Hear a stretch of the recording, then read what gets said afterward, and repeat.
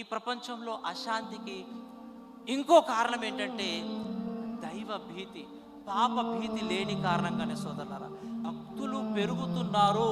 భక్తులు పెరిగితే మరి పాపాలు తగ్గాలి కదండి. పాపాలే మూడింతలు పెరిగిపోతున్నాయి అంటే భక్తుల హృదయంలో భక్తి లేదు, భయం లేదు, దైవ భీతి లేదు. ఎవరిలోనైతే దైవ భీతి ఉంటుందో ఒక డాక్టర్తో పాటు ప్రజలకు సేవ చేసేవాడవుతాడు, ఒక ఇంజనీర్తో పాటు తల్లిదండ్రులకు సేవ చేసేవాడవుతాడు, ఒక అధికారిగా నిధులను సక్రమంగా వినియోగించేవాడవుతాడు, ఒక నాయకుడిగా దేశానికి సేవ చేసేవాడవుతాడు. కానీ ఈరోజు డాక్టర్లు ఉన్నారు కిడ్నీలు మాయం చేసేవారు, ఇంజనీర్లు ఉన్నారు కూలిపోయే భవనాలు వంతెనలు కట్టేవారు, అధికారులు ఉన్నారు నిధులను దుర్వినియోగం చేసేవారు, నాయకులు ఉన్నారు దేశాన్నే దివాలా చేసేవారు. ఎందుకు జరుగుతుంది? దైవ భీతి లేని కారణంగానే.